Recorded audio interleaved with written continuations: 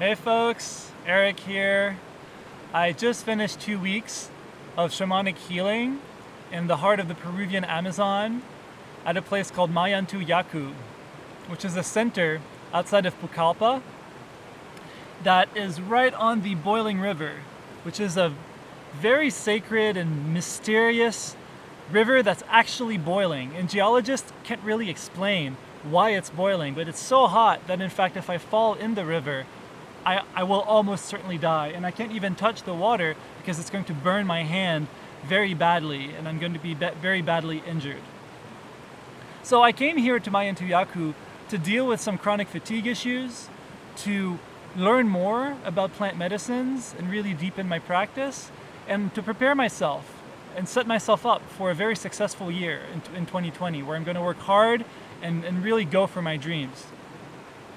The center here is headed by an indigenous maestro called Maestro Juan Flores, who's very experienced, and his team, and they've been phenomenal. They've taken really great care of me and the other guests here. My 2 weeks here started with a very powerful purge using a plant called Wankawi-sacha, which is a leaf shaped like a heart that is ground into a juice that then you drink. It's about the size of a shot glass. And then over the period of 2 to 6 hours, people who drink Wankawi-sacha will experience tremendous nausea and really powerful body sensations. And you have to drink water, up to about 15 liters of water, and constantly be purging.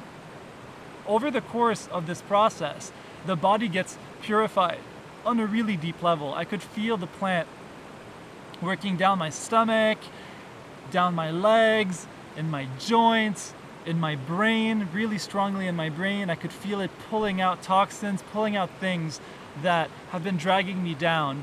And then the purging was really cathartic and really powerful. And at the end, I even had some purges with some red stuff coming out, which I'm not too sure what it was, but it certainly felt like something bad was coming out from my body. So I did this at the very beginning of the 2 weeks, and I also did it just today, which is my last day before I leave tomorrow. So after the purge, I received a prescription of sorts from Maestro Juan Flores for a master plant dieta. And the dieta that I took was a plant called Tahuari, Tahuari. And Tahuari is actually a tree. It's a large tree. And the benefit of drinking Tahuari is that it increases your strength. So physical strength, emotional strength, spiritual strength. And it was a very powerful process indeed. So I started taking the Tahuari, and then I moved to my tambo. For most of the time that I was here, I stayed in a tambo, which is a rustic shack deep in the jungle. So we had to walk about 20 minutes along the river. And I was in the furthest tambo out, tambo number 7. So I had to go all the way and then climb up a hill, and then I found my tambo, which was very lovely, very nice, overlooking the valley down to the river essentially. And it wasn't too bad for mosquitoes, so that was pretty great. Anyway, so for in total 8 or 9 days, I was alone in the tambo, and it was very scary at times. There were tarantulas and all sorts of different bugs, and at night I had to tuck in my mosquito net, and I couldn't actually step out from the bed at night. You kind of have to stay in the bed because there's all sorts of things crawling and flying about during the night. And the process of being in the tambo with the dieta, with the Tahuari, was incredibly powerful. My diet was very simple and minimal. Some oatmeal in the morning and some rice and lentils for lunch and no dinner. And it got to the point where actually I wasn't eating very much at all, just because I wasn't hungry. I wanted to go deeper and deeper and deeper into my meditation practice, and that required for me to focus, and I just didn't have the urge to eat. And the way that I felt became very intense at one point.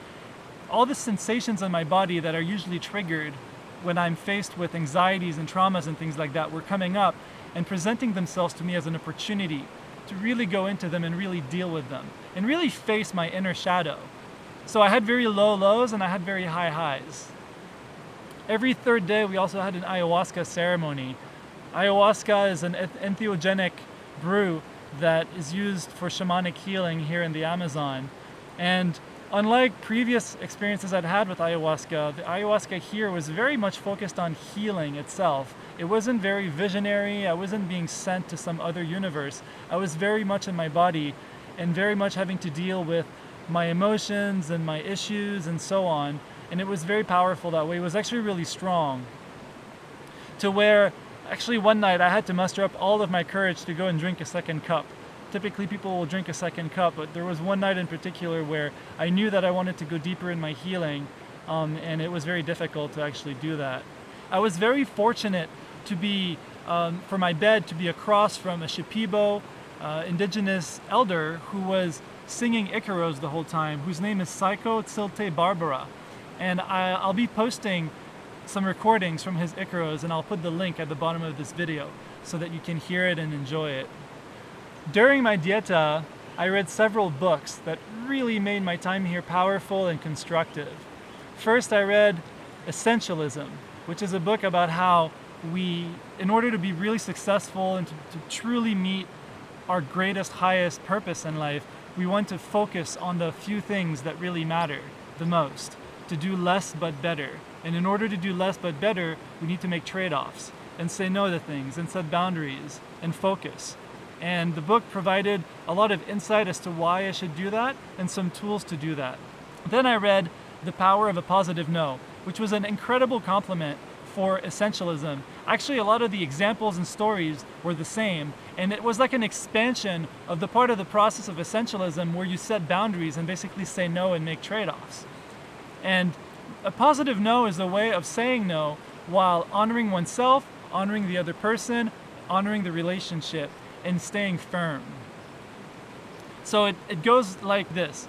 It's yes, no, yes. So yes to my needs, yes to my integrity, yes to you as a person, then no to your request, then yes to our relationship and to value sharing and to collaborating in the future on some basis that I'm proposing, a proposal that I'm making.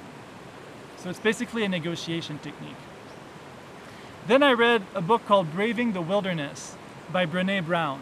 And that was a very powerful one, especially since I was actually in the wilderness. But it helped me deal with the fact that I haven't felt really like I've belonged anywhere my whole life. And the premise of the book is that we ought to belong to ourselves first and foremost. And that takes a lot of courage. And it's a process. And it's a costly one that can also yield great results.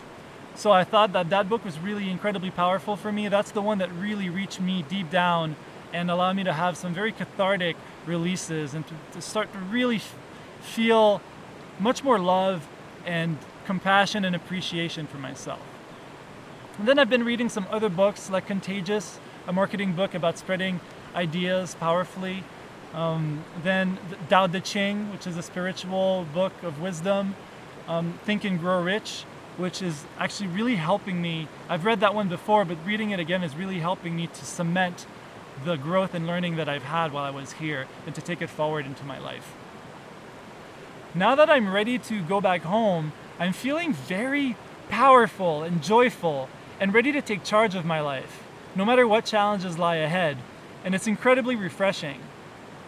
I really recommend this type of experience for anyone who's looking for a way to heal physical ailments while growing spiritually and having just an experience that's unlike anything really out there. And for those who are interested in ayahuasca and plant medicines, a dieta is a very good way to level up plant medicine practices because there's a lot of subtlety and nuance in the way that we work with ourselves, especially in an isolation setting like being in a tambo in the jungle. And I really enjoyed Mayantuyacu, and I would recommend it to people.